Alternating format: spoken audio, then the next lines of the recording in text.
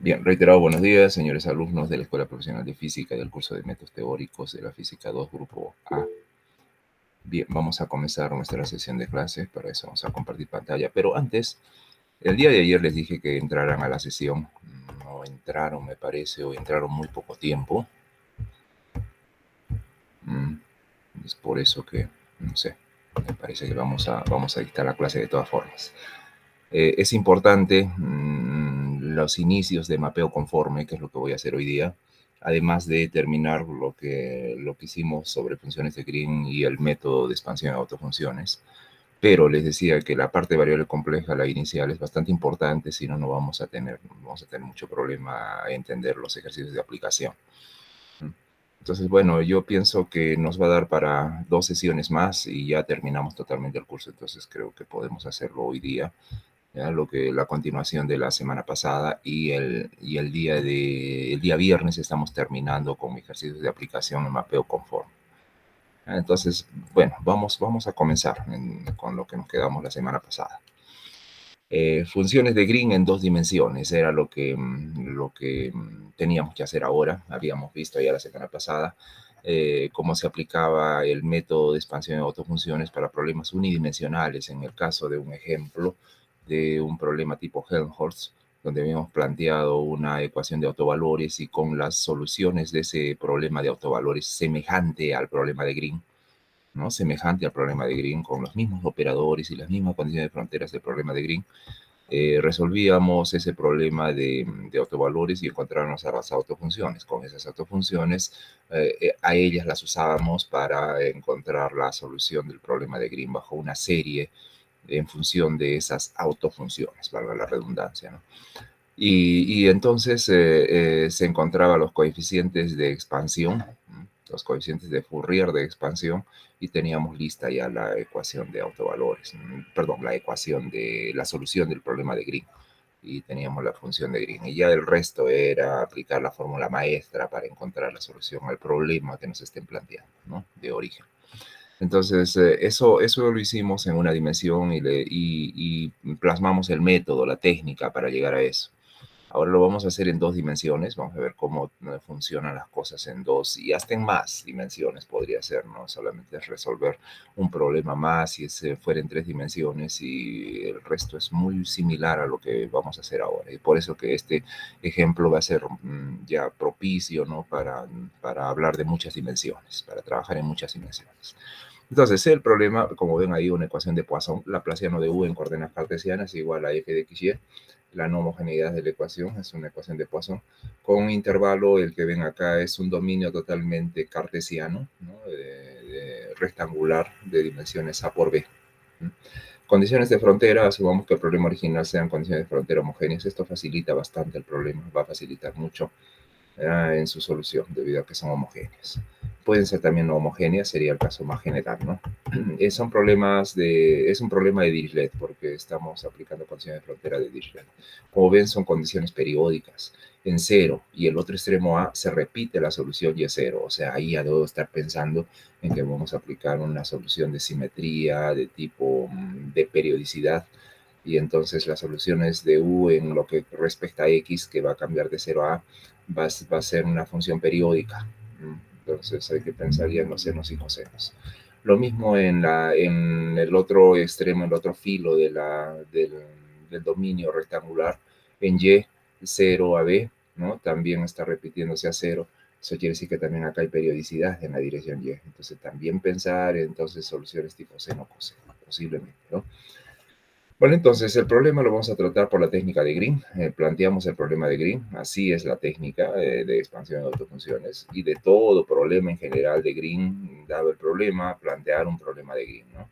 Sustituir la no homogeneidad de la ecuación diferencial por un pulso Dirac en algún punto fijo x0, y0 del dominio, ¿no? Del dominio de trabajo, en el interior de ese dominio.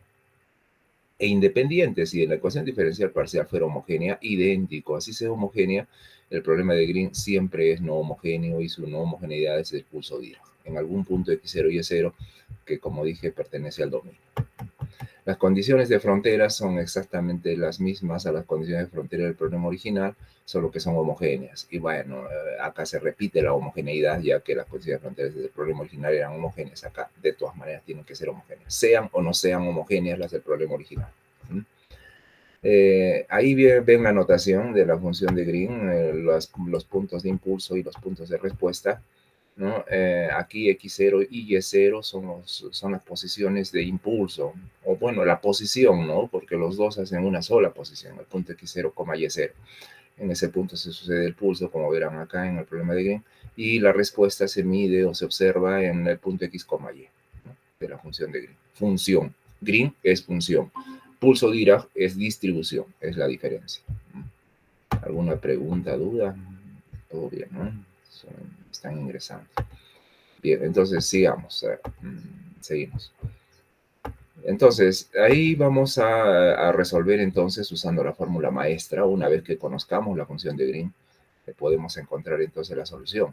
Como verán acá, esta parte que estoy colocando, y nada más estoy colocando esto, ahorita vamos a ver, es porque realmente este término corresponde a la parte no homogénea de la ecuación, como se recordará, integral en todo el dominio de trabajo, ¿no? En todo el dominio de trabajo de la función de Green por la función de no homogeneidad de la ecuación diferencial parcial original, ¿no? Pero aquí le faltaría otro término que corresponde a un término de frontera, ¿no? Un integral en la frontera. Y en la frontera todo va a depender de cómo sea la frontera del problema original y cómo sea la frontera de la función de Green, ¿no? Como ven, la frontera en el problema original es homogénea y también en el caso del problema de Green también son homogéneas las condiciones de frontera. Así entonces va a desaparecer todo ese término, ¿no? Todo ese término de condiciones de frontera va a desaparecer. Y entonces únicamente me queda el término del volumen, en este caso del espacio plano, del área, de la sección, porque el trabajo es en 2 dimensiones, no es en 3, ¿no? Si fuera en 3, bueno, ya pues hay diferencial de volumen, ¿no? Bueno, entonces nos quedamos con esto, ¿no? Entonces, una vez que yo conozca la función de Green, sustituyendo acá, inmediatamente sale 1. Entonces, el trabajo, como siempre, es encontrar una solución al problema de Green. Entonces, vamos a usar el método de expansión de autofunciones. ¿De qué se trataba el método de expansión de autofunciones? Recordando, se trataba de plantear un problema de autovalores con el operador semejante al operador del problema de Green. Si ustedes miran el problema de Green, el operador es el operador laplaciano, ¿no? El operador laplaciano de G igual a pulso Dirac. Entonces, aquí también el problema de autovalores, ¿no? De autofunciones que van a ser útiles para encontrar la solución de Green bajo una sumatoria, bajo una combinación lineal de esas soluciones, lo planteamos así, con el operador semejante al operador del problema de Green, o sea, laplaciano, no, el operador laplaciano, de la autofunción. Lambda simplemente es una máscara para etiquetar a la función phi que tiene un autovalor lambda, que lo escribo acá, lambda, ¿no? Lambda, el autovalor por la función de onda. No, función de onda, ¿qué estoy hablando? Esta es la autofunción del problema, ¿no? Porque este es un problema de autovalores. El operador, la autofunción y el autovalor. Pues son cosas esenciales siempre en un problema de autovalores. Es un problema de Sturlubin, por lo tanto vamos a resolverlo bajo técnicas de Sturlubin. Y además me doy cuenta también que es un problema de Sturlubin debido a las condiciones de frontera que son tipo Dirichlet, ¿no?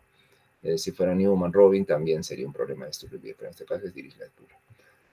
O sea, las condiciones de frontera son las mismas de las condiciones de frontera también del problema de Green. O sea, para escribir el problema de autovalores, ustedes tienen que mirar el problema de Green. No el problema original, sino el problema de Green. ¿Eh? Estamos queriendo dar solución al problema de Green, no al problema original todavía. Primero Green. Así entonces queda planteado nuestro problema de autovalores y vamos a encontrar las autofunciones. Y también los autovalores. Las dos cosas son importantes acá. Así entonces veo que el problema es un problema lineal y homogéneo y de la misma manera sus condiciones de frontera, pero no me interesan las condiciones de frontera. Ya sabemos que solamente tengo que mirar la ecuación diferencial para decidir si vamos a usar el problema de la técnica de separación de variables. Y la ecuación es lineal y homogénea y además de intervalo finito con toda seguridad. Vamos a usar el método de separación de variables. Entonces ahí lo tienen, phi igual a x por y. Sustituimos en la ecuación diferencial y laplaciano, que es la derivada segunda con respecto a x más la derivada segunda con respecto a y, utilizando la separación nos queda esto acá, ¿no? Esto. es igual a lambda por la función que es xy. Ahora, dividiendo por xy a toda la ecuación, ¿no? Dividiendo por xy a toda la ecuación nos queda esto. Ojo, no se olviden que lambda es el autovalor, ¿no?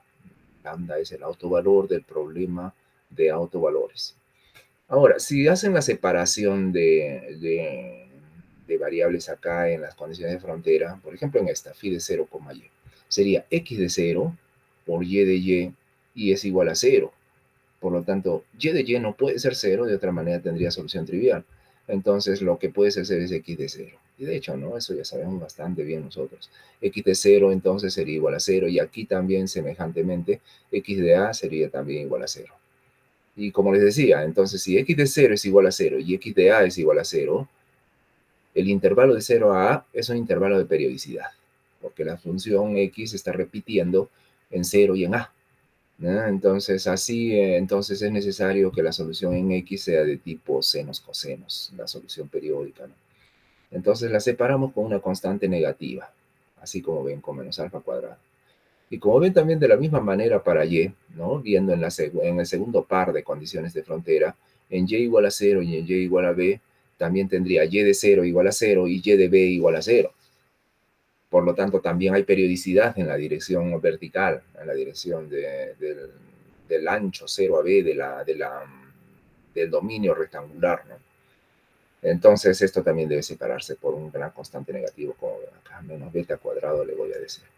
Tal que lambda sea igual, o sea, el autovalor de mi problema de Sturlubin sea igual a menos alfa cuadrado menos beta cuadrado, de la ecuación de autovalores. Bueno, entonces planteamos entonces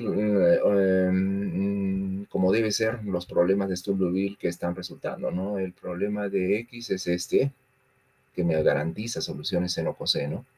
Las condiciones de frontera son estas, garantiza la periodicidad, ¿no? Y que me dice, pues, que las soluciones deben ser tipo seno-coseno. Lo mismo para B, para Y, perdón.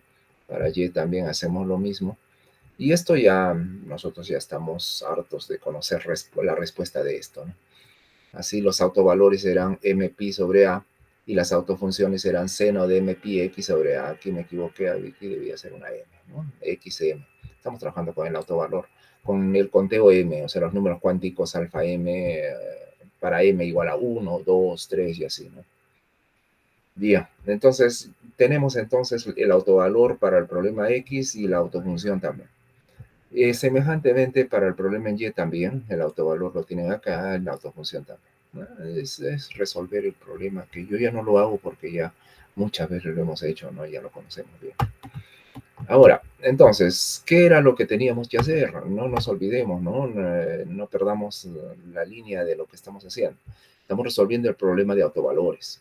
¿Ya? Nos hemos salido un rato del problema de Green y del problema original, ¿no? Estamos con el problema de autovalores. Así entonces ya encontré el autovalor. Recordarán el autovalor lambda debe ser igual a menos alfa cuadrado menos beta cuadrado. Y aquí ya lo expreso en la forma completa, o al lambda mn, porque depende de esos dos números cuánticos m y n que van 1, 2, 3 y así para adelante. Y como ven acá es alfa cuadrado más beta cuadrado, ¿no? Alfa era menos mpi sobre a al cuadrado y beta cuadrado era menos npi sobre b al cuadrado. Y tengo lambda entonces el autovalor. Y también las autofunciones, ¿verdad? Las autofunciones, acá la tengo. Reconstruyo entonces las autofunciones con el producto de x por y. Tenemos acá la autofunción x, la autofunción y. Y además le estoy poniendo una constante acá de integración. No necesita, la verdad que no necesita la autofunción, es simplemente esto, el producto de estos dos senos. Y si ustedes desean, pueden aplicar una constante adicional, ¿no? A conveniencia, depende de lo que ustedes quieren lograr, ¿no? Por ejemplo, yo quiero que en el momento de ortogonalización, en el momento que yo haga la ortogonalización, que ahorita vamos a trabajar con eso, quiero yo una expresión de ortogonalidad sencilla. De repente inclusive como en mecánica cuántica, que esté normalizada la unidad, ¿no? Como ustedes en el curso de óptica también hacen una parte de física moderna y saben que se usa la función de onda comúnmente está normalizada la unidad, ¿no? Por propiedades de probabilidad, que es una de las interpretaciones de la función de onda en mecánica cuántica. Pero acá simplemente yo quiero, porque se me antoja, porque es más fácil, porque es más rápido trabajar con una función normalizada a la unidad que estar trabajando con una función que no está normalizada a la unidad.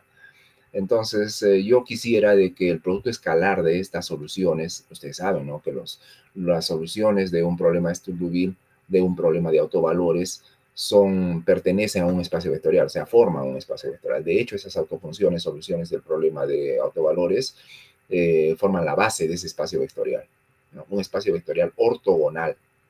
Y si digo ortogonal con un producto escalar adicional, ¿no? Con esa propiedad de producto escalar en el espacio vectorial. Entonces, yo quiero que el producto escalar de de esos dos vectores de ese espacio vectorial se normalicen a la unidad.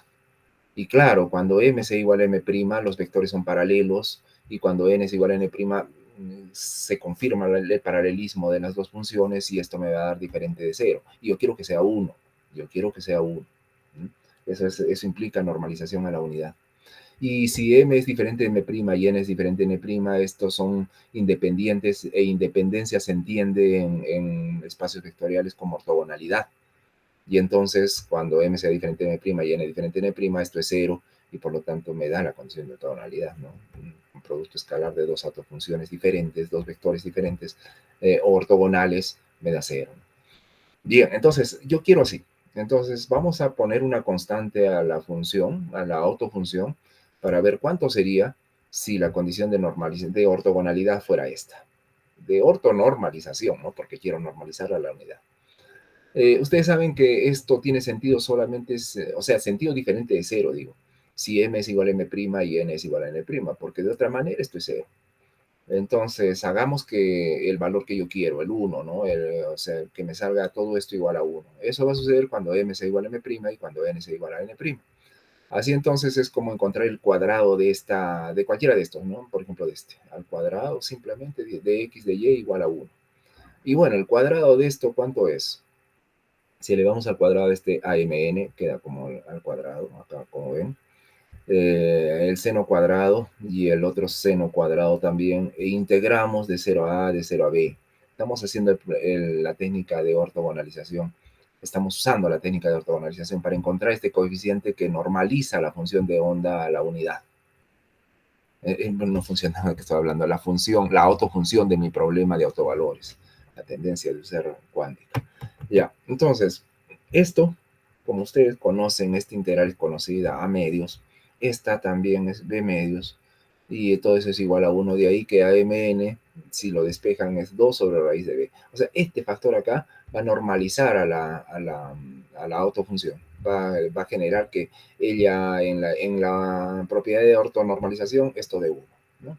Se ortogonalice y se normalice a la unidad.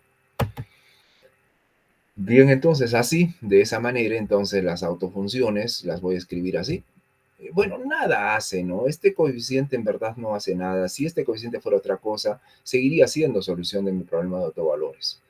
Yo lo único que estoy queriendo con este coeficiente es que la condición de ortogonalidad sea rápida y valga 1, y yo me deshaga inmediatamente cada vez que yo la tengo que usar. Me deshaga de rápido de las integrales como estas, ¿no? Ese es el objetivo matemático, ¿no? En el sentido de, por ejemplo, si yo resuelvo un problema de física clásica, es solo conveniencia de hacer la normalización. Pero si yo resuelvo un problema en mecánica cuántica es otra cosa, porque mecánica cuántica tiene su sentido. Ahí sí hay que normalizar obligatoriamente a la unidad, porque tiene sentido en el sentido probabilístico. Cuando ustedes suman todas las probabilidades, la suma de probabilidades de todos los eventos posibles de un sistema, eso pues es 1, ¿no? O sea, estamos considerando todas las posibilidades que puedan suceder de un evento, y entonces la probabilidad total sería 1. Y eso es y en eso se basa, ¿no? Porque la mecánica cuántica es una teoría totalmente probabilística. Y en ese sentido, la condición de normalización es importante ahí. ¿Ya? Pero en física clásica no interesa. En física clásica simplemente es una constante de acomodo para mí trabajar con una soltura, ¿no? Mayor cuando la uso para normalización, para realizar la ortogonalidad y la normalización. Sí, Oscar, ¿cuál es tu pregunta? Buenos días. Buenos días, profesor. Mm, Mi pregunta sería, ¿Por qué es necesario dos delta Kroneckers en la expresión de la ortogonalización? Ya, No es solo, realmente, sí, sí, sí. Sí, algo más, Oscar. no solo eso. Ya. Sí, es que fíjate, cuando nosotros trabajamos con Delta Dirac, de repente el video, repasar un poquito más el video, porque esto debería ser, o sea, y tienes razón, yo debería escribir como una sola Delta Dirac, que sería Delta Dirac de R vector menos Ah, no, R no, cero vector. me refería a la delta Kronecker en la parte ¿Dónde, dónde? de la ortogonalización, cuando está Mm, ortogonalizando personas ¿Dónde, reales. dónde? Lo Porque último todavía que, no. lo último que he presentado de... Ah, Kronecker, yo estoy pensando en Delta Dirac. Ah, ya, ya, está bien, sí. Acá te refieres, Ajá, esa fase. ya. Y claro, porque Delta Kronecker es que yo no puedo distinguir porque es que alfa, o perdón, phi, depende de dos números cuánticos. O sea, mira, las ecuaciones de autovalores son tanto para X como para Y, no son solo para X. O sea, si tú tuvieras una variable nada más, nos quedaríamos solamente con delta MM', ¿verdad? Si fuera una sola variable. Pero en este caso son dos variables que han generado dos problemas de Stolz-Levin, que han generado dos autovalores, el alfa y el beta. Es por eso que se coloca de esa manera. O sea, si tú tienes varias funciones, imagínate que estés en tres dimensiones y que las tres te hayan ofrecido problemas de Stolz-Levin. Las tres te generan autovalores M, N y un L, por ejemplo. Entonces acá necesitas los tres. Y si hubiera más, todos los que haya. Y se coloca siempre en producto. Entiendo, profesor. ¿Ya? Gracias. Sí, sí, sí. Ya, ya, muy bien, no hay problema entonces. Bien, entonces ya hemos construido la autofunción normalizada a la unidad, solo por conveniencia en el sentido clásico. ¿Ya? Y entonces la función de Green ahora vamos al siguiente paso. Ya resolvimos el problema de autovalores, ahora vamos al problema de Green, ¿no? Y damos respuesta a la función de Green. Ahora ahora recién viene la técnica de expansión y autofunciones para resolver el problema de Green. Planteamos entonces la solución, o sea, hacemos un ansatz, ¿ya? De Green de esta manera. Sumatoria, por supuesto, en dos, acá tiene que haber dos sumas porque son M y N, ¿ya? Son dos números cuánticos, y entonces hay un coeficiente, ¿no? El coeficiente de expansión, y las autofunciones. ¿Quién era la autofunción? 2 sobre raíz de b, seno, en x y en y. Esa era nuestra autofunción.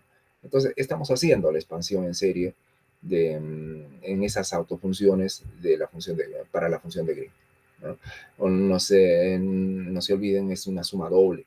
Y si fuera en tres dimensiones, podría ser hasta una suma triple. Y así, ¿no? Y bien, entonces, vamos a la... Ahora, ¿cuál es el siguiente paso? Satisfacer la ecuación diferencial. Porque yo qué sé si yo lo que estoy planteando es cierto. No tenemos conciencia por el momento. Yo lo único que he hecho es hacer una expansión en función de las autofunciones del problema de autovalores. Semejante al problema de Green, por supuesto, y eso es bueno porque estoy en el camino, o sea, estoy usando el mismo operador del problema de Green.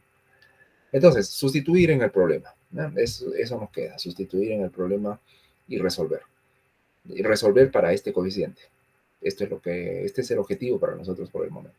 Entonces, calculemos el laplaciano. Laplaciano es derivada segunda de g con respecto a x más derivada segunda de g con respecto a y. Entonces, derivemos esto con respecto a x. La derivada con respecto a x va a estar acá, solamente involucrando este término, ¿no? Y la derivada, pues, derivada segunda de seno es menos seno, ¿no? Derivada de seno es coseno, derivada de coseno es menos seno. O sea, retornan al seno. Solamente que la derivada del argumento dos veces, ¿no? Y acá tendría mpi sobre a al cuadrado. Y por el menos queda este término, ¿no? Lo mismo hacemos con y también va a generar el cuadrado del argumento cuando derivemos, ¿no? El argumento de seno. Y ahí nos queda esto. Entonces, y eso debe ser igual a los pulsos Dirac, ¿no? En el otro lado. Ahora, esta, como ven, es una serie de Fourier. Una serie de Fourier doble, por supuesto, porque tienen ahí el seno de MPX sobre A y el seno de NPY sobre B. Estos son el objetivo de nosotros, ¿no? De ortogonalización que vamos a hacer ahora. Vamos a aplicar la técnica de ortogonalización para encontrar el coeficiente. ¿Quién es el coeficiente de Fourier? Sería todo esto acá, lo que está entre llaves más este coeficiente inclusive, y hasta este. 2 sobre raíz de AB. Todo eso sería calculable, eso es lo que vamos a calcular. Y lo que verdaderamente me importa a mí es este B. Bien, entonces vamos a hacer el trabajo. Para eso usamos la técnica de ortogonalización, y por eso dije, por eso he preparado esa función de onda normalizada a la unidad para que la ortogonalización que vamos a hacer acá sea bastante simple. Y entonces, ¿qué se hace? Se multiplica por, esa es la técnica normal que ya conocemos desde métodos 1, multiplicamos por las autofunciones, pero con un m, y, m' y n', ¿no? Con, ya, si es diferente, va a ser una cosa, pero si es igual, va a ser otra cosa. Eso por la ortogonalidad. Por diferencial de x, por diferencial de y, e integramos desde 0 a a para x y de 0 a b para y. Hacemos todo ese trabajito, ¿no? Entonces vamos a tener lo siguiente. Todo ese coeficiente, que es el coeficiente de Fourier, sale para afuera y las integrales van hasta adentro y nos queda esta integral acá y esta integral acá, una en X, otra en Y. Y en el otro extremo, en el lado derecho para delta Dirac, ahí multiplicamos por los senos y diferencial de X, diferencial de Y, ¿no? por el factor integral, por el factor de normalización, de ortogonalidad, perdón, por el factor de ortogonalidad. Ahora, esto aquí ya es conocido de nosotros, A medios delta Kronecker, y aquí B medios delta Kronecker, ¿no? Y inmediatamente las cosas salen rápido aquí, y solamente vamos a tener sumas o términos de la suma cuando m sea igual a m', cuando n sea igual a n', y los dos a la vez, ¿no? M igual a m' y n igual a n'. Eso hace que las dos series desaparezcan y solo me quede un término, ¿no? Como ya sabemos desde Fourier del año pasado, del semestre pasado. Entonces, ya la suma desaparece, el m tiene que convertirse en m' y el n también en n', y nos va a quedar, a ver, vamos abajo lo siguiente. Como ven acá, menos 2 sobre raíz de b por ab cuartos por m' pi sobre a más n' pi sobre b al cuadrado por bm' n' igual a. A ver, ¿qué tenemos acá? Acá tenemos propiedad de filtro, debido a, x0, a que x0 y y0 son parte del dominio, están dentro del dominio. Por lo tanto, el pulso Dirac totalmente está dentro del dominio. Así entonces esto ya me dice de que acá vamos a aplicar propiedad de filtro, ¿no? En x igual a x0 vamos a filtrar en x0 para x. Y aquí también filtramos en y0 para y. ¿No? Cuidado, este es M' y N'. Yo olvidé, aquí he visto, acabo de ver, olvidé de colocar M', N' acá. ¿No? De hecho, falta eso. Bueno, pero filtran a ese X0 y Y0. Y como ven, la integral es bastante fácil de resolver, ¿no? Acá no necesito ninguna tabla de integrales ni nada. Solo aplico la propiedad de filtro y ya está resuelta la integral. Por lo tanto, ahora despejamos el coeficiente, ¿no? Lo despejamos y tenemos lo que queda acá. Ya no le estoy colocando el prima, ¿no? De verdad, la prima aquí en M y en N solo son una máscara, no es un símbolo sin sentido, mudo, que no me dice nada, lo puedo cambiar a mi antojo por cualquier otra cosa que aquí le estoy poniendo simplemente MN. Listo, tenemos entonces el coeficiente de Fourier, ¿no? Hemos usado la técnica de ortogonormalización para poder lograr esto. Finalmente, entonces, ahora ya sí satisface, ahora con este coeficiente sí satisface al problema de Green, o sea, laplaciano de G igual a delta Dirac, lo que ven acá arriba. Ahora sí satisface. O sea, esta solución que hemos planteado acá arriba como serie sí está satisfaciendo el problema de Green, solamente si este coeficiente BMN es de esta forma.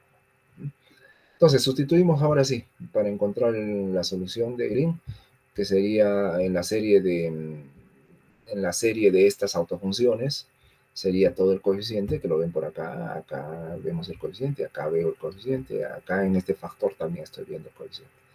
Bueno, no del todo, ¿no? Sino porque en la función de Green había un 2 sobre raíz de AB también acá, que multiplicado por que es de 4 sobre AB.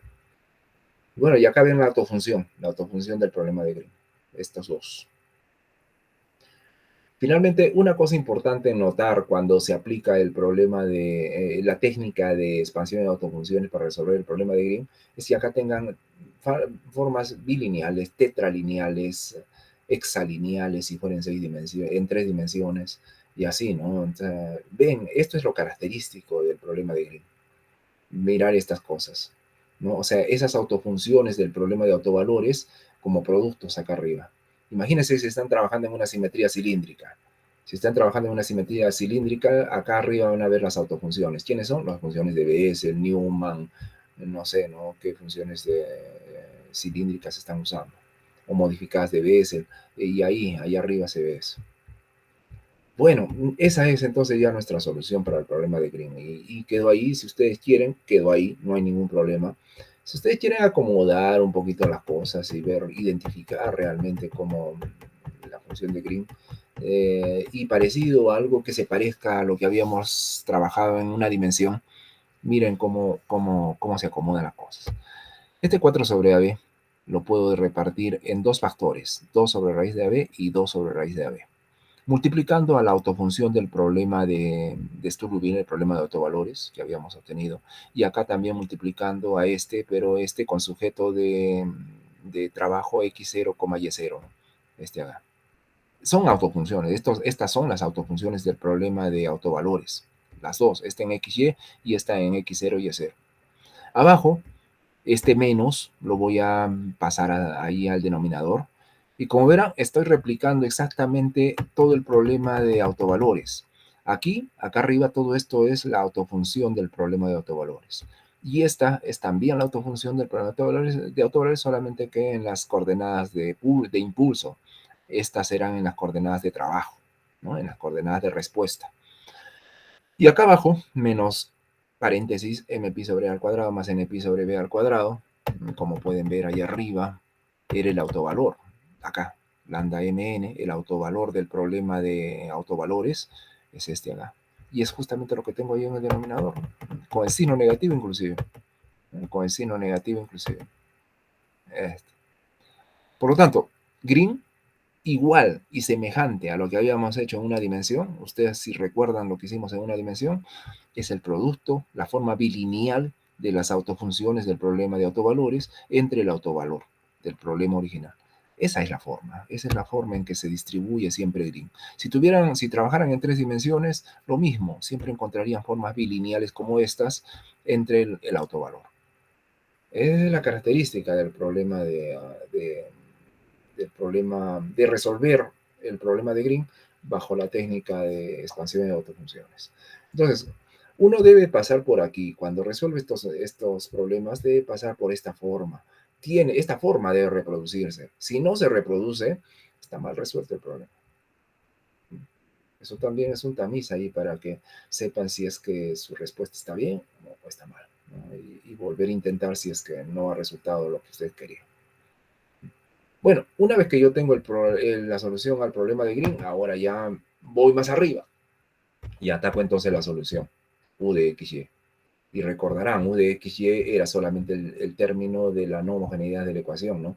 Recordarán la integral en todo el dominio, ¿de qué cosa? De la función de Green, que ya la están viendo acá, por la no homogeneidad de la ecuación, por el diferencial de espacio, en este caso diferencial de superficie, de nuestro problema bidimensional. Y nada, o sea, ya es la respuesta. Si ustedes quieren más arreglos, se puede hacer, como lo estoy haciendo acá, sustituyendo en lugar de estos términos aquí con x0 y y0, este f de x0 y y0, este factor acá de diferencial de espacio de superficie y con integral de a a b lo puedo colocar como un coeficiente AMN. ¿No? Como ven, acá AMN está cargando con todas las expresiones de funciones del impulso, x0 y y0, ¿no? Está cargando con todo eso. O en otras palabras, está cargando con todas las variables de integración.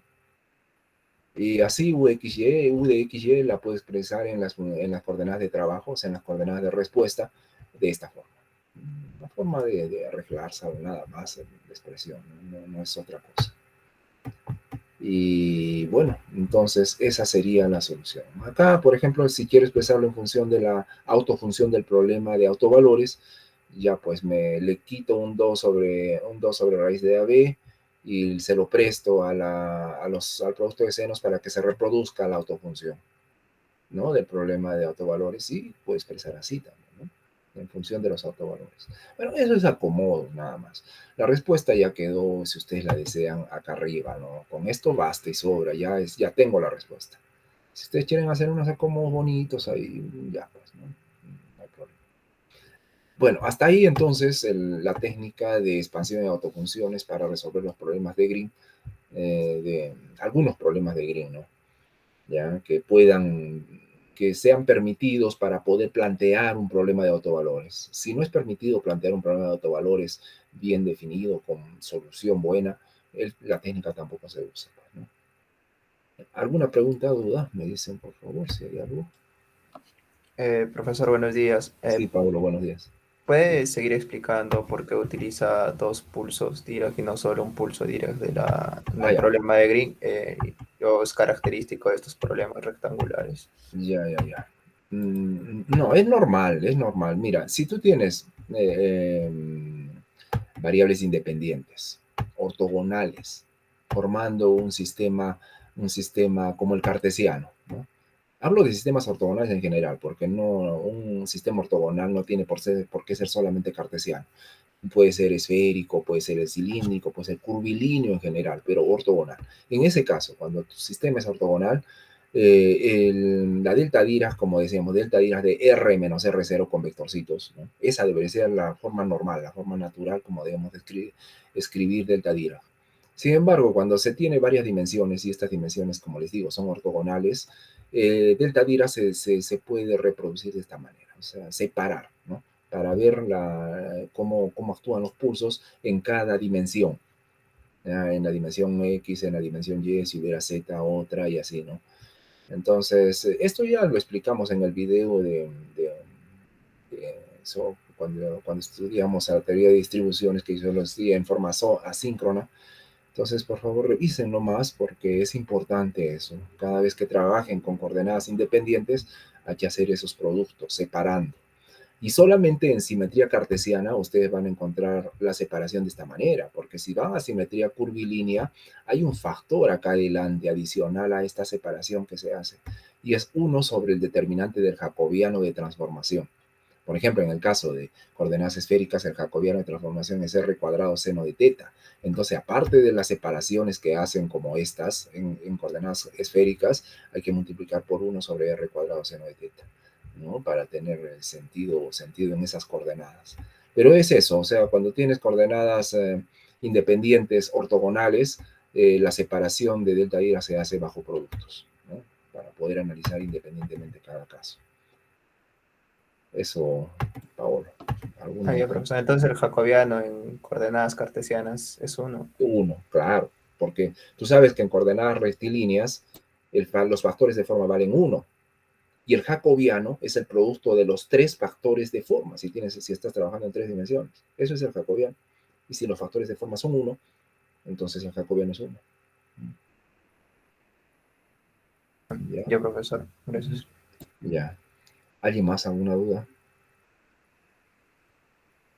Bien, entonces. Hasta ahí, entonces, estamos cerrando ya totalmente el método de Green. Ahora voy a pasar a otra cosa, ¿no? Vamos a pasar a otro tema. Y recordarán, es el capítulo 6. Ya estamos entrando, bueno, ya entramos al capítulo 6 el día domingo que yo les envié ese video asíncrono, esa clase asíncrona sobre teoría de perturbaciones. Entonces, ustedes pueden hacer sus preguntas sobre teoría de perturbaciones, ¿no? En la plataforma. De hecho, no sé, yo estaba revisando en la mañana si había, no vi ninguna pregunta relativa al video de teoría de perturbaciones. Entonces, bueno, pero les diré, ese capítulo, el capítulo que es el último capítulo también de nuestro curso, ya que consta de estos dos temas importantes. He seleccionado los temas más importantes debido al tiempo también. Es el método de perturbaciones y el método de mapeo conforme para resolver ecuaciones diferenciales parciales. El método de perturbaciones, pues es el que han visto en el video, o véanlo si es que no lo han visto aún, ¿no?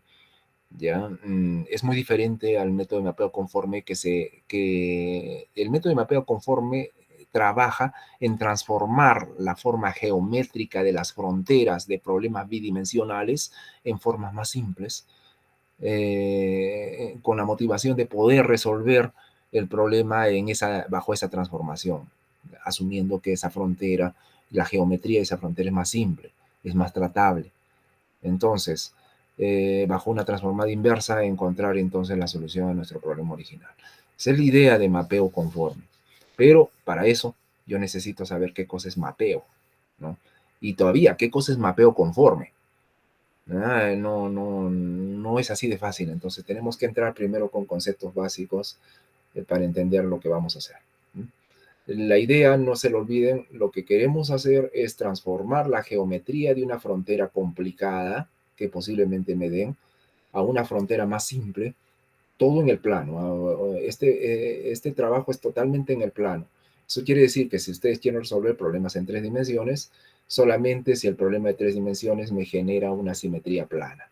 O sea, hablo que si en la tercera dimensión el problema es simétrico y de repente ya no depende de esa variable y el problema encaja en uno de 2 dimensiones sin problema. ¿Ya? Entonces, solo en esos casos, en el caso de que el problema no pierde información cuando yo lo proyecte en el plano XY. Y porque vamos a trabajar con variable compleja. Y porque variable compleja solo trabaja en el plano, ¿no? Es por eso que nos limitamos solamente a problemas en el plano. Y entonces, a ver, vamos a ver. ¿A qué llamamos mapeo? A pesar de que ya en el curso de métodos 1 hablé algo de eso, pero no hablé con detalle. De hecho, en el curso de métodos 1, cuando hablamos de variable compleja, hicimos un tema bastante extenso. Ustedes recordarán que vimos los teoremas de Cauchy para integrales, las condiciones de Cauchy-Riemann de analiticidad, las expansiones en series de potencias para series de Taylor, series de Lorentz. Hicimos bastante sobre variable compleja, el teorema del residuo, el cálculo de integrales de variable real, de integraciones infinitas y cosas de esas, ¿no? Hicimos bastante. Lo único que nos faltó realmente fue la teoría de los mapeos, que justamente la estamos dando acá, ¿no? Entonces es como una deuda que yo tengo con ustedes y ahora vamos a saldar eso. Y vamos a hablar entonces de mapeo. ¿Qué es un mapeo? Primero, un mapeo es una transformación en variable compleja, vamos a decir así. De hecho, mapeo es un término mucho más amplio y que puede ser una transformación de muchas dimensiones a 2 dimensiones, de muchas dimensiones a 3, o de dimensión de Rn en Rm en general. ¿Ya? En eso también se basan las teorías holográficas de la teoría de campos, por ejemplo, ¿no? Holograma, como saben, un holograma es una proyección, por ejemplo, de algo que yo puedo tener en 3D a 2D, o así, cambiar de dimensiones. Y entonces a veces los problemas son más fáciles proyectarlos en otras dimensiones menores que en una dimensión mayor. Y así, por ejemplo, una teoría de 20 y tantas dimensiones o una teoría de 11 dimensiones, como es la teoría de cuerdas, podría yo proyectarla a una teoría en 2 y trabajar con números complejos y más bien cuando yo transforme en inversa, no hago la transformación inversa, vuelvo al problema de multidimensional. Y así es como trabaja esa teoría holográfica, ¿no? Por eso que mapeo conforme, de hecho, es una teoría holográfica. ¿Mm? Bueno, entonces, a ver, veamos. El mapeo es una transformación en variable compleja, pero es una transformación biunívoca. Eso es lo importante, o sea, de ida y vuelta. O sea, existe inversa. ¿Ya? No es cualquier transformación que va y se queda en una dirección, sino que puede existir inversa para ella. Y eso es importante cuando lo vamos a aplicar a estos problemas que yo les decía, ¿no? De modificación de la frontera, porque necesito una transformada inversa para volver al origen, volver al problema original. Entonces, como ven acá les traigo un gráfico sobre mapeo en general, ¿no? Acá tienen una frontera, un dominio, ¿no? Que lo vamos a transformar con una transformación que le llamamos W igual a f de z, una función de números complejos, y que transforma a otra forma, que no necesariamente como aquí parece que tuvieran la misma forma, ¿no? Realmente no, o sea, el dominio puede ser de esta forma aquí en el plano Z, y aquí puede ser muy diferente. No es exactamente, la figura no muestra la realidad realmente. Aquí la forma de esta superficie podría ser mucho más variada que esta, diferente en verdad. Pero bueno, un mapeo nos dice eso, que vamos a trabajar de plano a plano. O sea, esto es como trabajar de R2 en R2. No es como sus funciones de variable, de una variable donde ustedes mapean de R en R, o sea, de la recta lineal a la recta lineal. Y eso es lo que hacen cuando ustedes grafican, por ejemplo, y igual a x cuadrado y forman la parábola, ¿no? Ahí el trabajo es de R en R. Aquí no, aquí es de R2 en R2, por eso es que se mapea, este es el dominio y acá nosotros vemos la imagen. O sea, yo no puedo graficar, por ejemplo, si me dicen la función W igual a Z cuadrado, me dice que grafique. ¿Qué grafico? No puedo, ¿no? Ahí yo lo que tengo que tener más bien es una superficie de algún modo acá que yo la podría transformar a otro tipo de superficie en el otro lado. Eso sí puedo. O una curva, puedo pasarla a una curva por acá, también puedo. Pero no que suceda punto a punto, ¿no? Como sucede en variable real, donde grafican, como les dije, la función y igual a x cuadrado. Eso no sucede. Bueno, pero lo importante ahorita que mapeo no es solamente una transformación compleja, sino es una transformación, pero biunívoca, de tal manera que existe inverso. Biunívoco me refiero a que un punto del dominio le corresponde un punto y uno solo del rango, ¿ya? O de la imagen, uno solo, y que todo el dominio esté totalmente completo, se mapee en el rango, o sea, que sea inyectiva y que sea sobreyectiva a la vez. Eso implica que la función debe ser biyectiva o biunívoca, lo que decimos acá como biunívoca. Ya, eso es necesidad entonces para definir un mapeo. Ahora vamos a poner un ejemplo de un mapeo W de Z igual a Z cuadrado, que ya es un mapeo famoso, inclusive de métodos 1. Y vamos a definir una función en el primer cuadrante, ¿no? Vamos a definir Z, o sea, el dominio que esté solamente para el primer cuadrante. Esto es para X mayor que 0 y Y mayor que 0. A ver, ¿cómo se ve el mapeo, ¿no? Si acá yo veo una figura, ¿no? Una figura donde veo el primer cuadrante, o sea, para X mayor que 0 y Y mayor que 0 en el plano Z. Y acá veo el plano imagen bajo una función f de z, y yo le voy a llamar el plano W.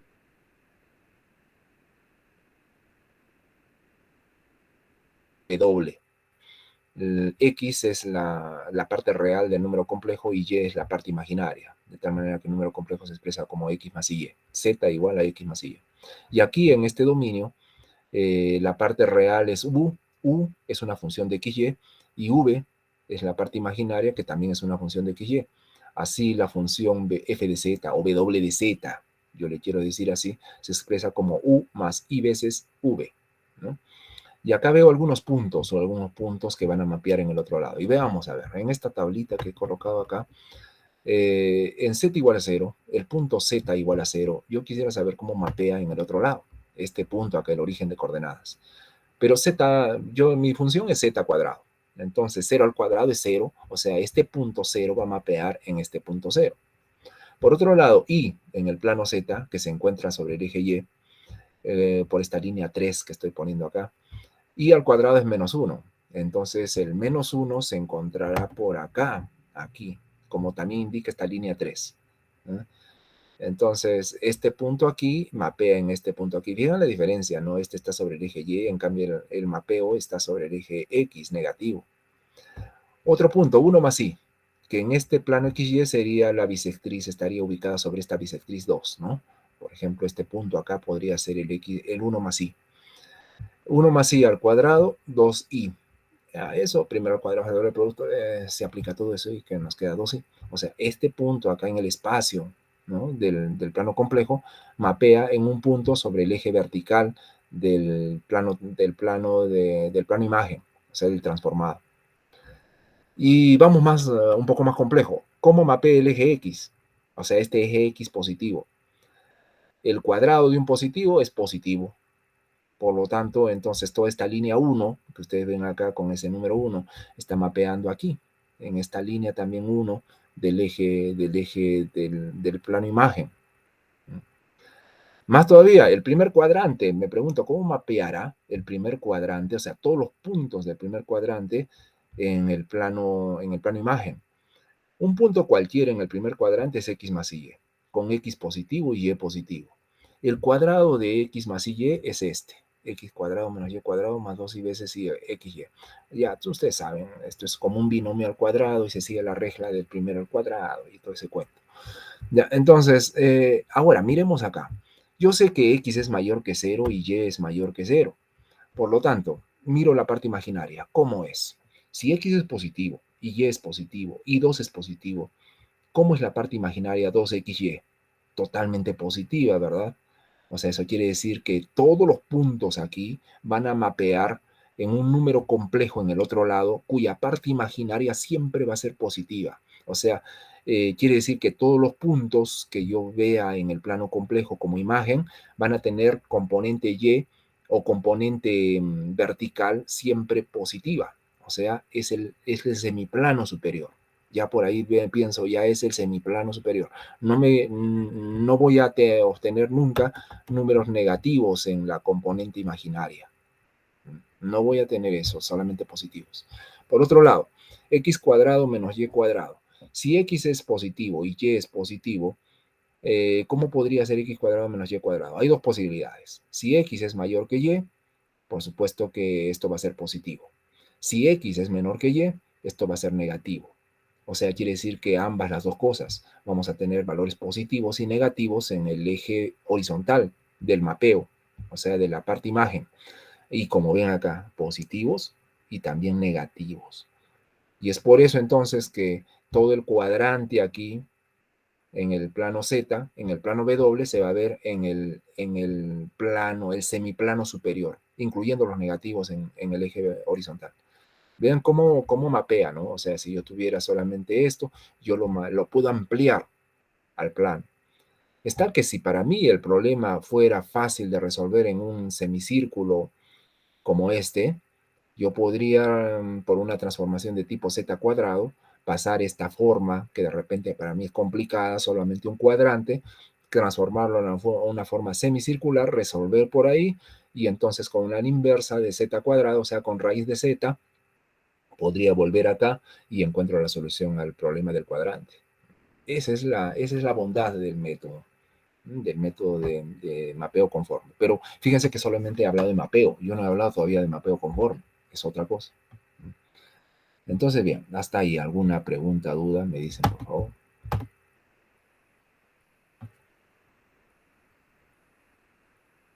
Todo bien. En verdad es como un repaso de variable compleja, no es una cosa muy complicada, ¿no? Entonces, sigamos, a ver. Entendiendo un poquito más y todavía con más fuerza, dándole más importancia todavía a esta función W igual a Z cuadrado. W igual a Z cuadrado es lo mismo que, como ya vimos, elevando al cuadrado X más Y me da X cuadrado menos Y cuadrado para la parte real y para la parte imaginaria 2XY.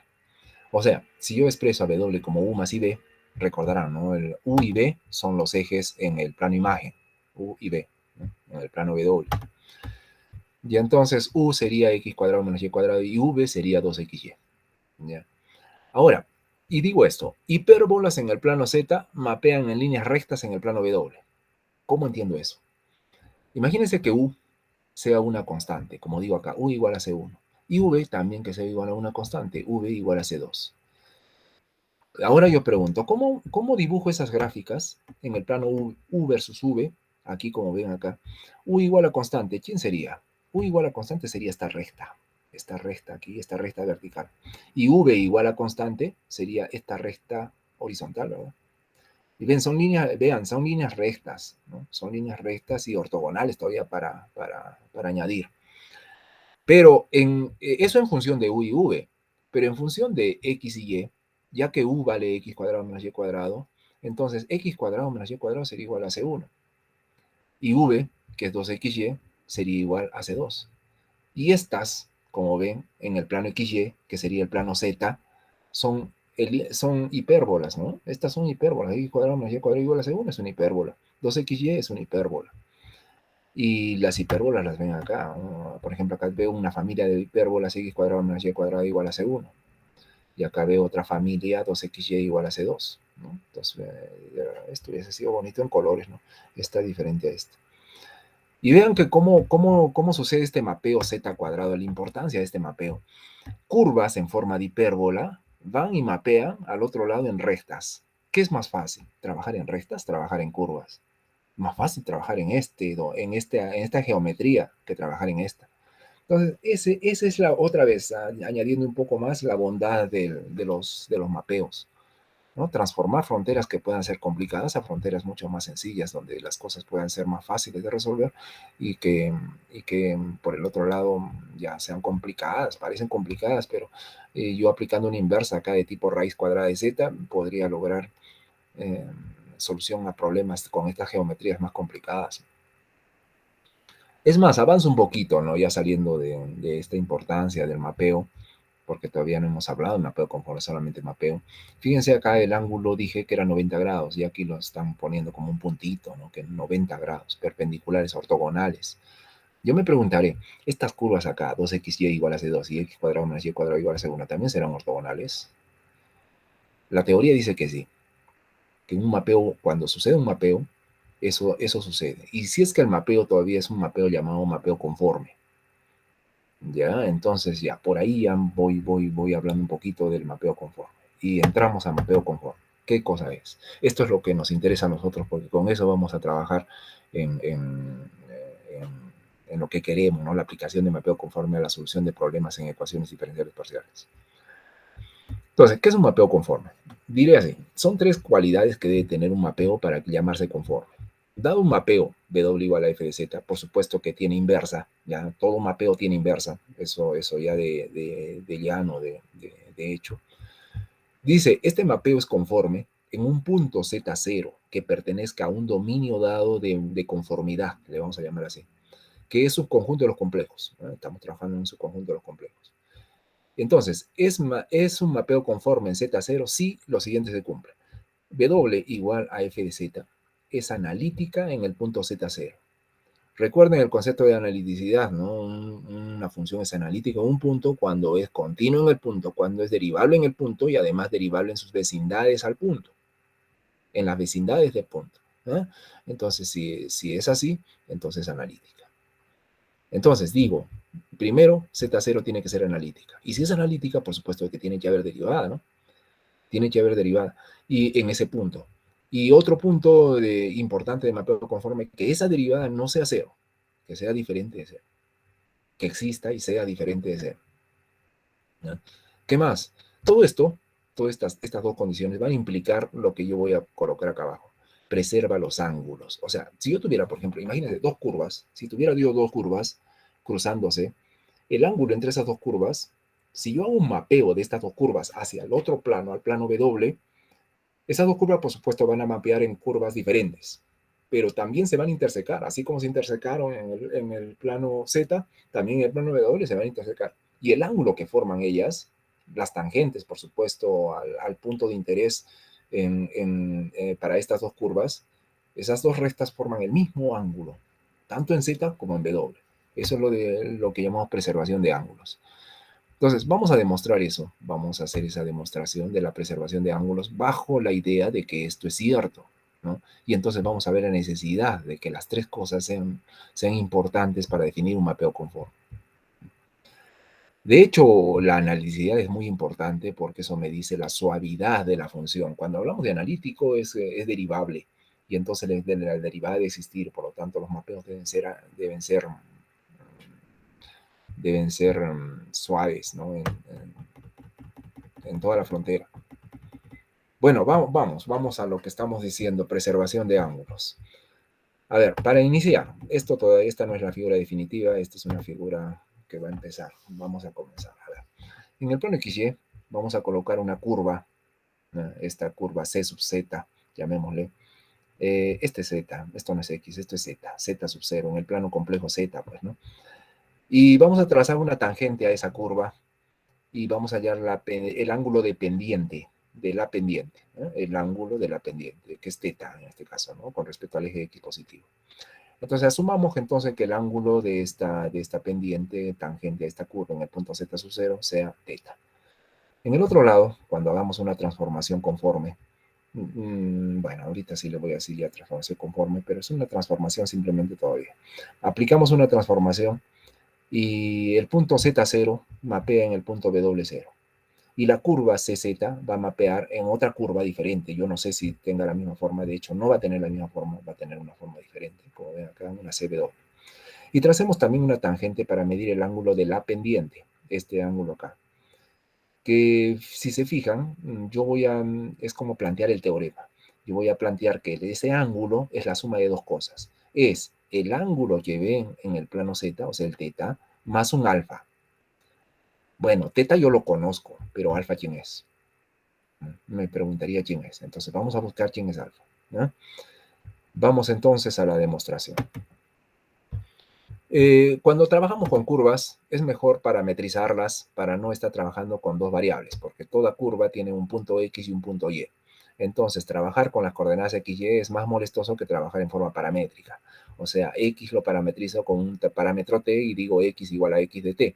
Y Y lo parametrizo con el mismo parámetro y digo Y igual a Y de T. Y entonces, cuando trabajo solamente con el parámetro t y trabajo en forma unidimensional, no necesito trabajar en dos dimensiones. Entonces, parametricemos la curva con el parámetro t y entonces W, o sea, la transformación, la vamos a escribir en función de ese parámetro t correspondiente a ese punto Z0, ¿no? Ahí es donde me interesa, ahí es donde me interesa. Pero bueno, en general, para un parámetro t, W de t es igual a f de z de t, o sea, es una función de función. Si se fijan, f depende de z, que a su vez depende de t, de este parámetro t. Entonces, aquí, si yo voy a querer derivar w, y ustedes saben, la derivada tiene que ver con la pendiente, ¿no? Entonces, yo derivo, a ver, vamos a derivar acá, w, pero lo vamos a hacer en el punto z0, cuyo parámetro es t sub 0. Entonces acá tendría w' de t0. Acá tengo una función de función, o sea, acá tenemos que aplicar una regla de la cadena para la derivada. Y entonces tendría acá la derivada de f con respecto a z, que es f', por la derivada de z con respecto a t, todo evaluado en t0. Todo evaluado en t0. Muy bien, hasta ahí estamos bien. Como les digo, la derivada tiene que ver con la pendiente de la recta tangente a la curva en el punto z0. Entonces, de alguna manera tiene que ver. No sé en qué forma, en forma compleja, no sé en qué forma. En forma real es fácil, pero en forma compleja ya es un poquito complicado, pero tiene que ver de todas maneras con la pendiente. Entonces, vamos a ver cómo. Para eso yo necesito un poquito de matemática, una cosa bien sencilla, la verdad, ¿no? Pero que tengo que ponerla acá a vista para poder entender un poquito más adelante. Cuando nosotros tenemos el producto de dos números complejos y los escribimos en su forma exponencial, a ver, z lo voy a escribir en forma exponencial, es r a la i teta, donde r es el módulo y teta, recordarán, se le llama argumento, ¿no? Argumento. Es igual al producto de dos números, entonces vamos a poner R1 exponencial de i teta 1 y R2 exponencial de i teta 2. Multiplico, los exponenciales se suman, ¿no? O sea, los argumentos se suman, los teta 1 y teta 2 se suman. Y así entonces el módulo del producto de dos números complejos será el producto de los dos módulos de los productos, de los factores. Y el argumento del número complejo producto sería la suma de los argumentos de los factores, ¿no? Teta 1 más teta 2. O sea, en otras palabras, el argumento del producto es igual al argumento de un factor más el argumento del otro factor. Ya, vamos a tomar en cuenta eso, porque acá yo tengo un producto de dos números complejos, f' de zt0 y el z' de t0. ¿No? Tengo un producto de factores. Entonces, si yo quiero aplicar a este producto acá arriba la propiedad de argumentos de producto, sería argumento de W' sería igual argumento de F' más el argumento de Z'. Y ahora, como dije, el argumento tiene que ver con el ángulo. Y realmente es el ángulo de inclinación que vemos en las curvas. Acá teta en el plano XY, o sea, en el plano Z, y acá teta, phi en el plano W. Entonces, ¿cómo veré? Si yo hablo del argumento de W', estoy hablando del ángulo de inclinación en el plano W. Y si hablo de argumento de Z', estoy hablando del ángulo de inclinación en el plano Z, o sea, en el plano del dominio. Este es en el plano imagen. ¿Y quién es este alfa? Este alfa, pues el argumento de F' de ZT0, que no lo puedo ver, en la gráfica no lo veo. ¿No? Quizás si sobrepongo esta línea recta sobre este plano y miro la diferencia entre ellos, ahí, ese es el ángulo alfa. Pero así como lo veo, es un ángulo que tiene que ver con el mapeo, con la función de mapeo, pero no tiene que ver ni con la geometría de este ni con la geometría de este. sino que tiene que ver con la función de mapeo. Y en realidad vendría a ser la diferencia de estos dos ángulos, ¿no? Lo que yo veo en el plano W y lo que veo en el plano Z. Eso es alfa. Bueno, pero dejémoslo así, ya dejémoslo así. Phi es igual a alfa más teta. ¿Ya? Phi es la inclinación de la recta tangente a la curva en el plano W. Y teta es el ángulo de inclinación correspondiente en el plano Z. Y alfa, algo que no veo en el gráfico, en la transformación, porque es propio de la transformación. Bueno, pero ahora pasemos al análisis. ¿Cómo sería para cuando tengo dos curvas y quiero hallar el ángulo entre las dos curvas? Fíjense acá, tengo una curva C1, una curva C2 en el plano Z y formando entre ellas las dos tangentes. Acá he dibujado dos tangentes y el ángulo entre las dos tangentes que sea psi. ¿No? Esta letra griega psi.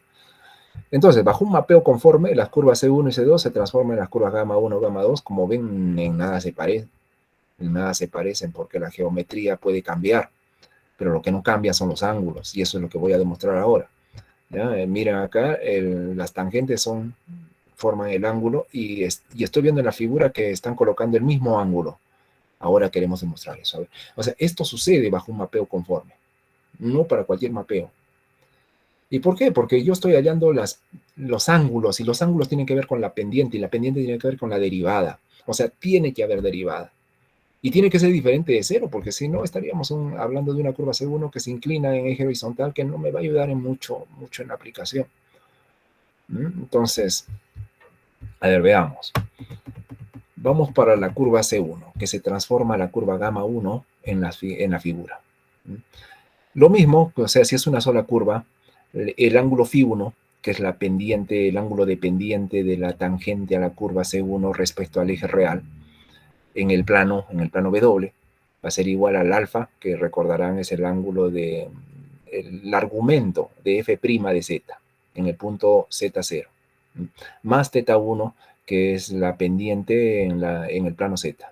¿Ya? Eso para la curva C1. Para la curva C2, acá me faltó poner 2, C2 se transforma en gamma 2, y también lo mismo, φ2 igual a alfa más θ2. Pero ustedes verán una peculiaridad acá. Yo he puesto alfa para los dos igual, ¿o no? He puesto alfa para los dos igual.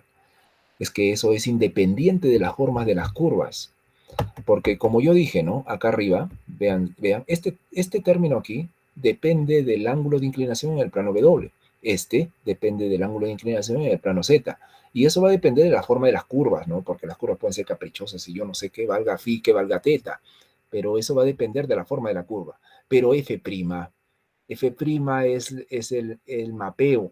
Y el mapeo no tiene nada que ver con las curvas. Lo único que está haciendo el mapeo es transformar lo que veo en el plano Z al plano W. Pero eso no tiene nada que ver con la forma de las curvas ni nada. Entonces eso es independiente de las curvas. Por lo tanto, si es independiente, el ángulo alfa es el mismo. Si yo transformo una curva 1 o una curva 2, una curva 3 o la que yo quiera, el alfa siempre es el mismo. Entonces, ahora, sigo mirando la figura. Perdón, un segundito acá.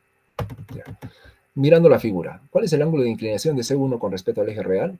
Ya lo ven acá, tracen una recta horizontal acá y tienen el φ1, perdón, el θ1, ¿no? En el plano acá. θ1 es el ángulo de inclinación. Y de C2 también es 1 con respecto al eje real, θ2. Si ustedes ven ahí la geometría sencilla, θ1 y θ2, si yo los resto me da el ángulo psi, ¿verdad? Lo mismo en el otro lado, Entonces vamos a restar estos ángulos. En el plano W, φ1 menos φ2, o mejor, he puesto acá φ2 menos φ1, es el ángulo psi que veo en la figura acá en el plano W. φ2 menos φ1, si yo resto, alfa y alfa se van y me queda también θ2 menos θ1. O sea que el ángulo es el mismo en los dos lados.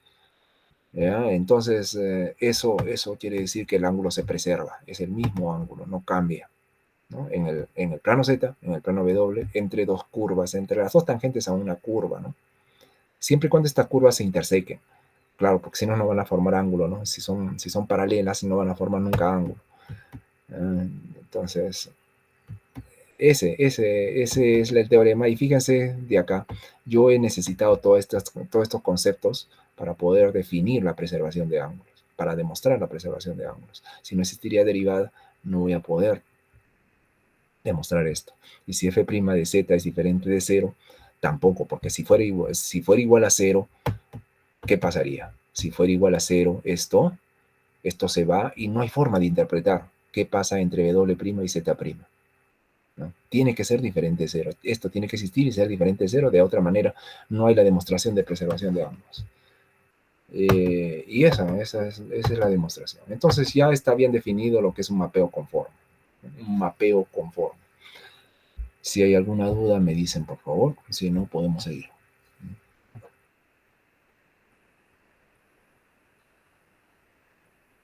Entonces seguimos adelante. A ver. Como un mapeo, y todavía conforme, es invertible, ya desde ser mapeo ya es invertible. Un mapeo conforme también es invertible, ¿no? O sea, tiene que haber la inversa.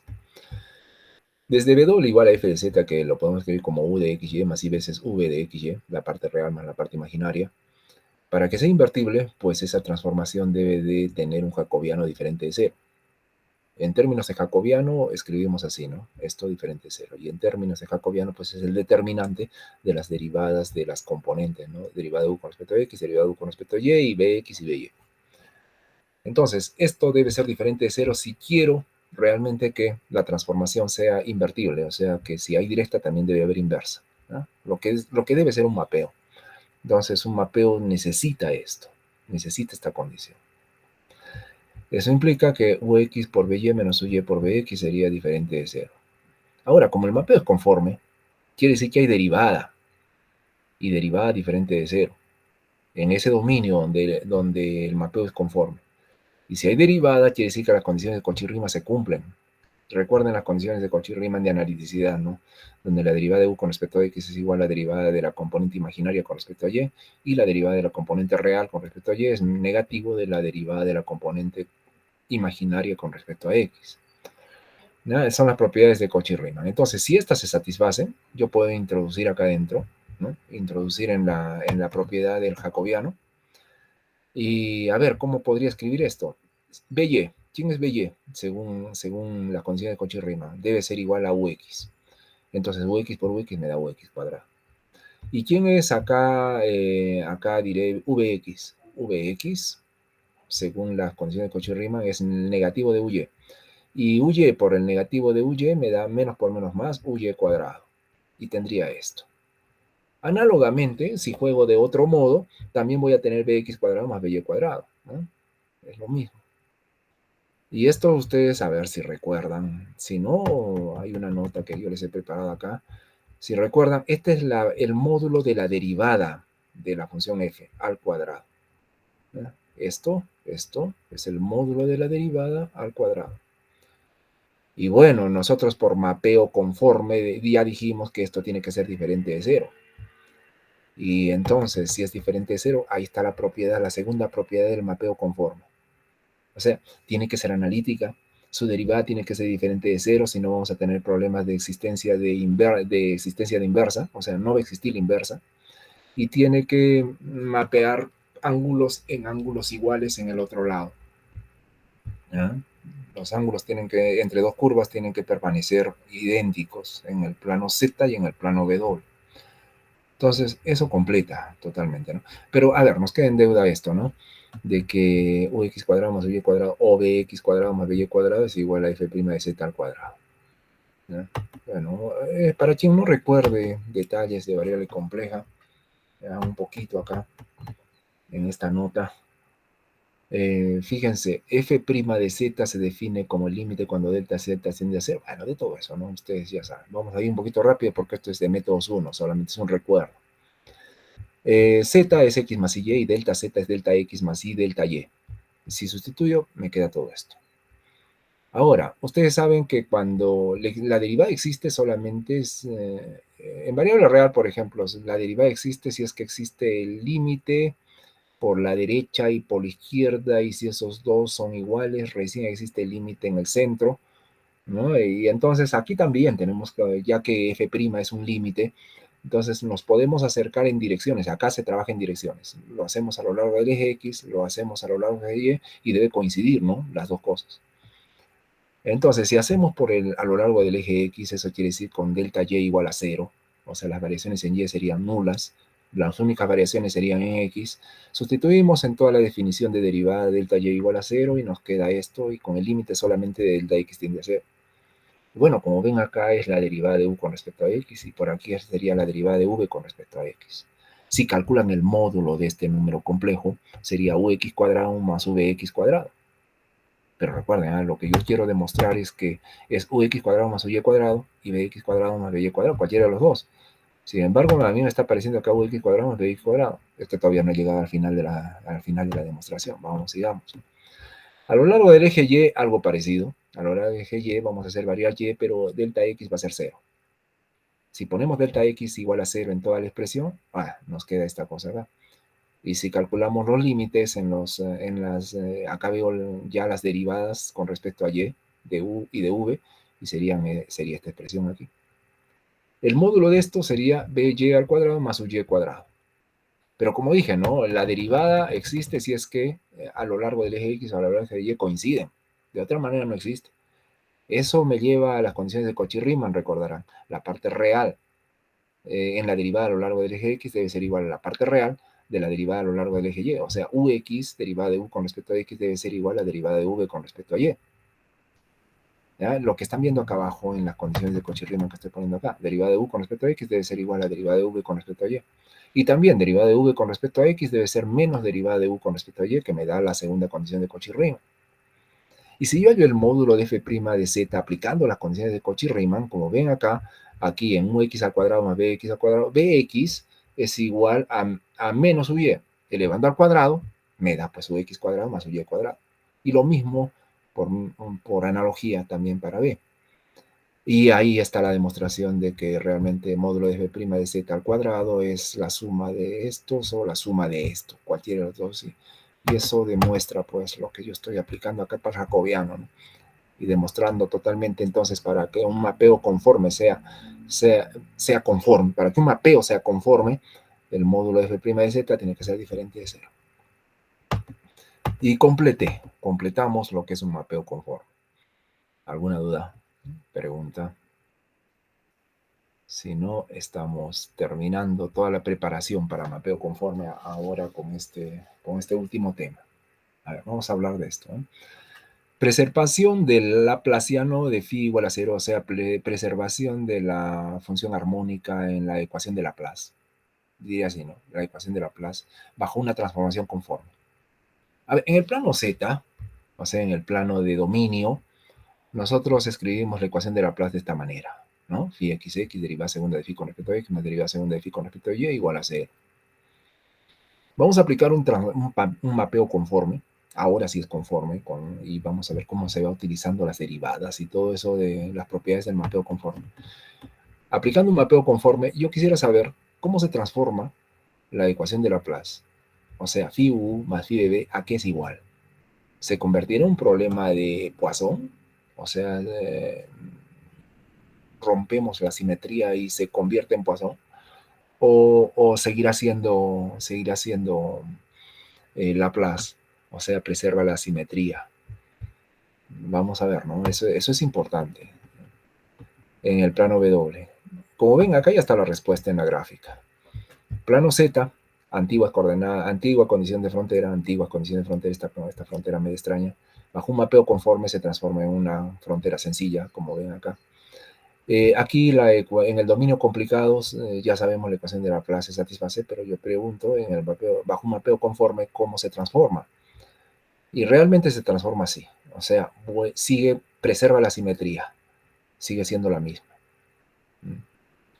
Esto es interesante y tenemos que demostrar eso. No es quedarnos así nomás. Tenemos que demostrar que realmente se preserva la simetría. O sea, la ecuación de Laplace sigue siendo Laplace en el otro lado, bajo un mapeo conforme.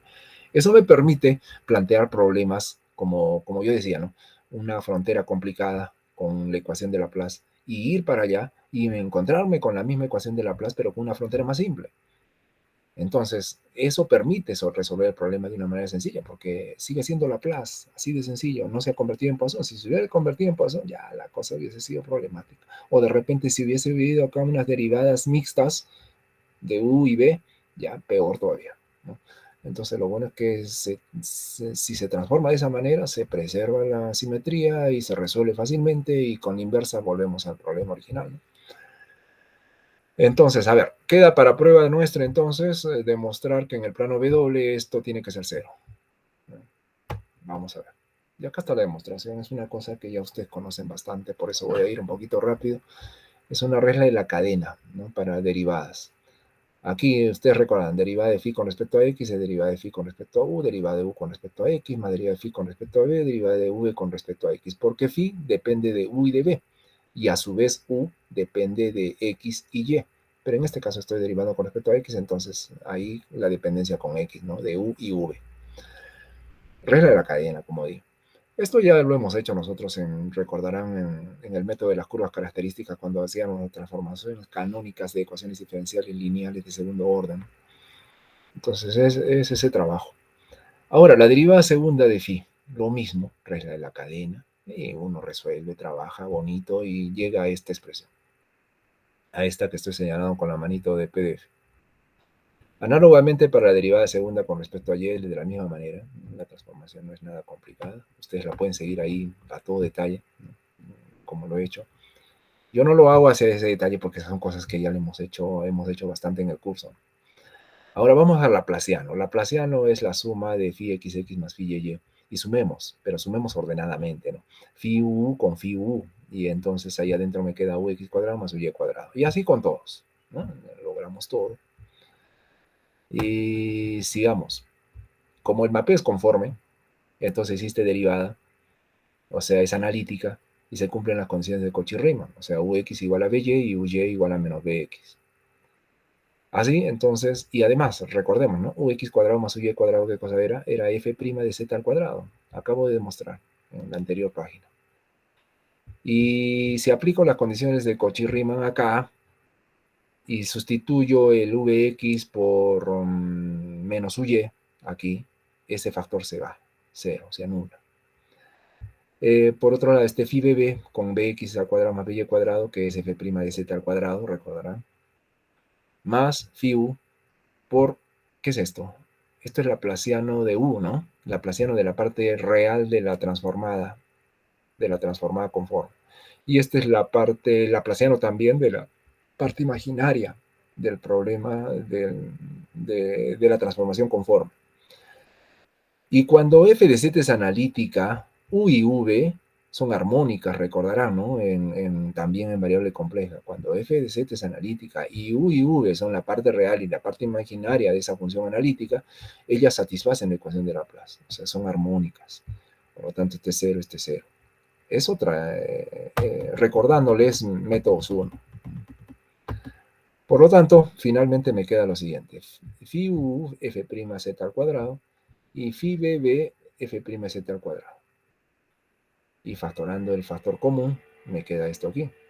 Pero Laplaciano de phi era 0, ¿no? La ecuación de Laplace en el plano z. En el plano z eso era igual a 0. Y como f' de z es diferente de 0, debido a que el mapeo es conforme, entonces esto no se va. Lo que puede ser 0 únicamente sería este. Phi u más phi bb igual a 0. Y probada, entonces se prueba acá la propiedad de invarianza, o sea, de simetría de la ecuación de Laplace. O sea, Laplace bajo un mapeo conforme sigue siendo Laplace, no cambió. Eso va a ayudar bastante para resolver los problemas, ¿no? Para resolver los problemas que en la próxima sesión vamos a hacer, ¿no? Ahora ya creo que no queda mucho tiempo, no sé.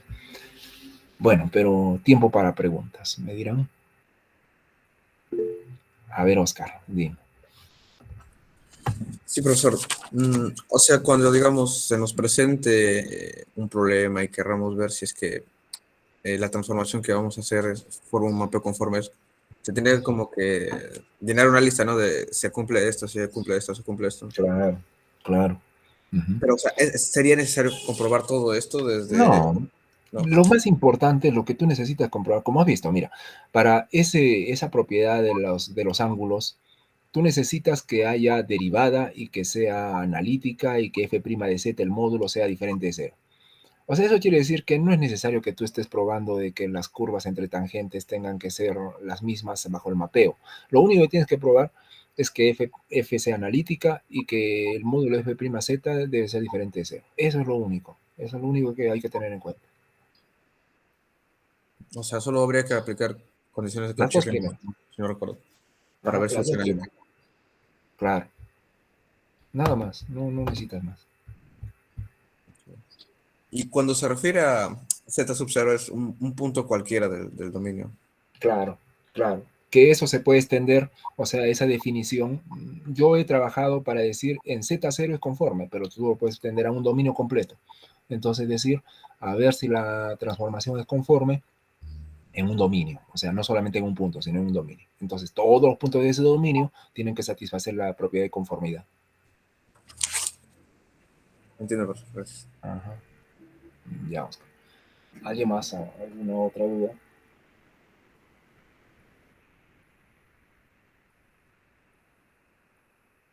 Nada. Ya, muy bien. Entonces, Profesor, sí, sí. ¿Quién me dice? disculpe, Cristian, ¿qué tal? Dime.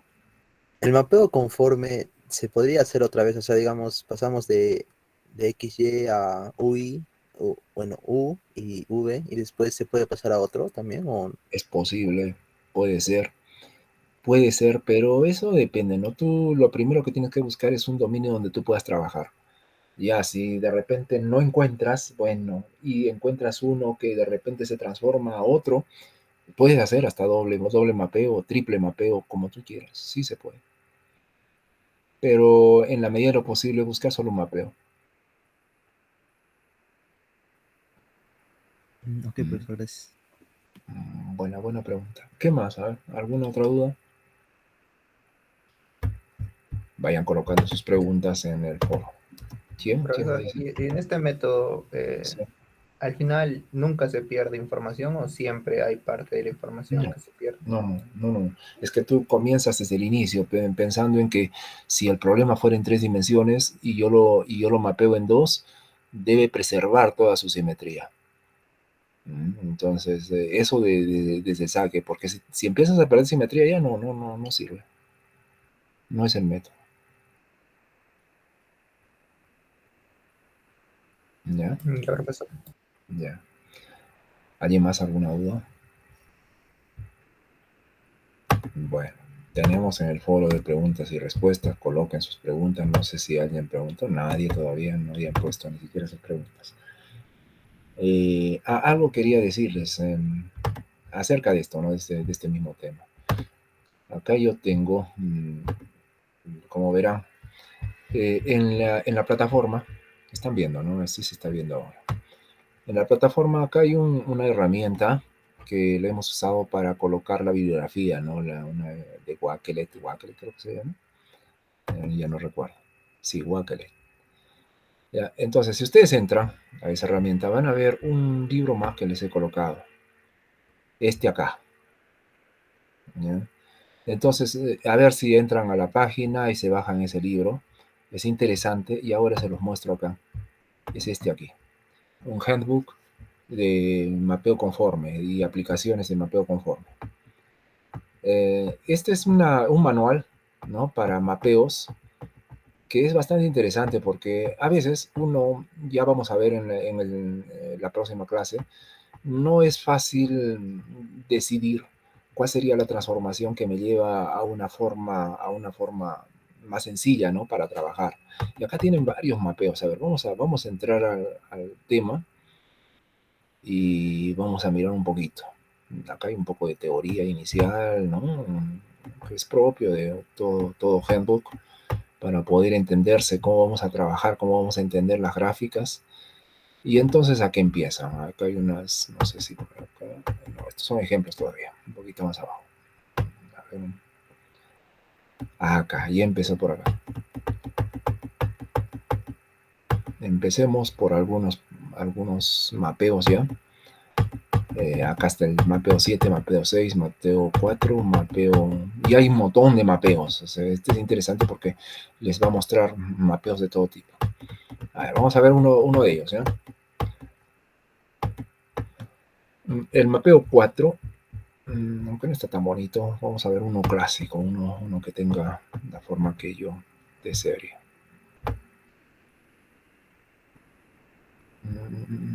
Otro más, a ver, vamos más adelante. A ver, por ejemplo este. Una fórmula, miren, la transformación W igual a 1 sobre Z. Es un mapeo, ¿no? Es un mapeo. ¿Cómo figuras mapean en figuras? Este es el plano XY, o sea, el plano Z. Fíjense, es un círculo con la parte interna. ¿Cómo mapea este dominio la función 1 sobre Z? Mapea así, la parte externa. O sea que si yo conociera el problema externo de Dirichlet, por ejemplo, yo lo resuelvo y con un mapeo inverso de 1 sobre Z encuentro la solución a un problema interno. O al revés, ¿no? O al revés también se puede hacer. Acá tienen otro mapeo interesante. El W1 sobre Z, pero miren las condiciones, ¿no? O sea, tienen que leer ahí sobre las condiciones y podemos mapear el interior de este círculo excéntrico que no vaya por el centro de coordenadas a una forma cartesiana simple. El exterior al interior, también con un mapeo W igual a 1 sobre Z. Miren cómo pueden mapear esto. Acá tienen otro mapeo, a ver, este de acá abajo. El mapeo Z más 1 sobre Z. Mapea el semicírculo interno en una región rectangular. Esto, por ejemplo, sí es interesante de aplicar. En el semicírculo, nosotros no hemos resuelto nada en el semicírculo, ¿ya? Pero si yo resolviera acá, en este dominio, que es más fácil, es un dominio cartesiano simple, rectilíneo, por una inversa encuentro la solución a un problema de este dominio. Ya tienen un montón de mapeos interesantes, ¿no? Por ejemplo, este mapeo de círculos excéntricos que no tienen el centro común, ¿no? ¿Cómo mapeamos de un círculo, de una forma así, a esta forma? O cómo mapean dos círculos diferentes. Por ejemplo, esto podría ser un condensador. Una armadura del condensador podría ser esta y la otra armadura esta. Y encontrar la capacitancia del sistema. Entonces, así es un poco complicado, pero si hace un mapeo conforme, lograría un anillo como este. Y entonces, ¿cuál sería la fórmula para hacer eso? Acá está, acá les da todo el detalle, ¿no? Es una transformación del tipo Z menos alfa sobre Z más alfa. ¿Ya? Y donde alfa y no sé qué más, acá les indica todo cómo hacerlo, ¿no? Y pueden transformar de esta forma que es más fácil. Nosotros hemos resuelto problemas en anillo. Y entonces con una inversa podrían resolver este problema o este problema. De hecho, yo voy a resolver un problema como estos en la próxima sesión. Por ahora todavía. Y así tienen un montón de mapeos. Sería interesante que se vean esta bibliografía y se la bajen. Es bastante interesante. Ahora, hay otro libro.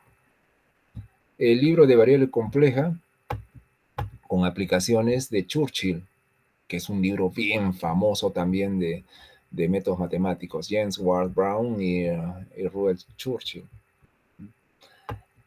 Este libro es de variable compleja, dedicado totalmente a variable compleja, y si ustedes van al final, van a encontrar también una tabla de mapeos, que también es interesante. Es una tabla, por supuesto, más corta que el otro problema, pero bastante interesante, bastante completa. ¿Ya? Fíjense acá, mapeos. El mapeo que hemos visto del z cuadrado, ¿recuerdan? De z cuadrado, que acá son rectas y acá son hipérbolas. Fíjense cómo esta forma, este dominio mapea en este dominio, ¿no? O sea, si ustedes quieren resolver un problema de Laplace, por ejemplo, acá, podrían resolverlo acá y después con una inversa vuelven aquí. Y acá tienen otros mapeos, ¿no? Otros mapeos, el mapeo 1 sobre z que hemos visto antes en el otro libro también. O sea, acá es un handbook de mapeos. Por ejemplo, esta transformación seno de z, cómo transforma esto a esto. Esto para esto. Ajá. Y así, esta también es interesante, ¿no? Y ahorita hemos visto también de los círculos excéntricos, ¿no? Y podemos también trabajar. Miren, acá está otra vez también, el de dominio separado, el de condensadores, podría ser condensadores. Como mapea de esta forma. Entonces, para el examen es necesario que se lleven de repente una tabla así. Y ya, Esta es la más corta, ¿no? Yo creo que esta puede ser completa. Y para el examen, con seguridad, yo me voy a fijar en esta tabla. No voy a hacer en la tabla grandota, ¿ya? Voy a hacerlo en esta tabla para poder, de repente, si es que viene un problema de mapeo conforme, hacerlo bajo esta tabla, la de Churchill. Entonces, para que no sea grande las cosas que tengan que llevar, ¿no?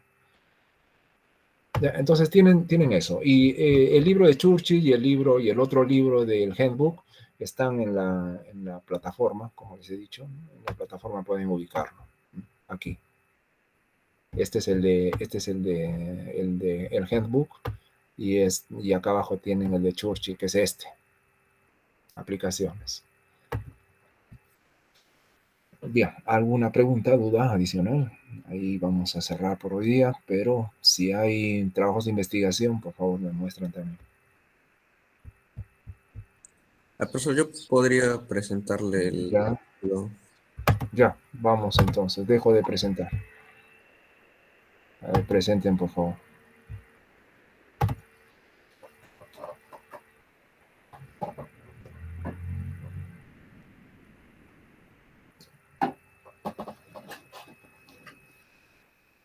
A ver, vamos, Oscar.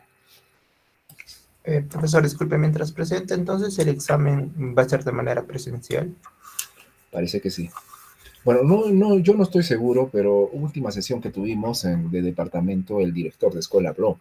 Le preguntaron justamente ese problema. Y él avanzó diciendo de que todas las escuelas estaban de acuerdo con que sea presencial. Algunas presentaron su modalidad virtual debido a que tienen problemas en su infraestructura, están en construcción y cosas de esas, entonces parece que no lo van a hacer virtual, pero la mayoría dice que van a hacerlo presencial. Es lo que dijeron, ¿no? Hasta ahora no se ha confirmado nada, pero parece que va a ser presencial. Vamos tomando en cuenta eso, ¿no? A ver, ya, Oscar.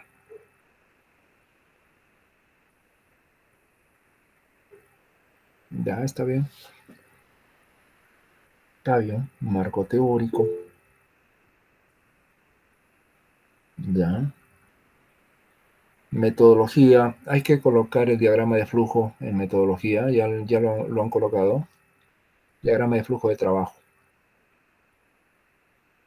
No, nos ha faltado eso. Hay que colocarlo y comentar. La verdad simplemente debería ser el diagrama de flujo y un comentario para no hacer mucho trabajo, ¿no? Donde tienen que detallarse en resultados y análisis, eso. Ya, está bien. Un poquito más de detalle en los resultados. Eso sigue, ¿no? Sí, todos estos resultados. Ya, está bien, está bien. Todo esto es interpretación. Sí, Está sigue bien. siendo resultados.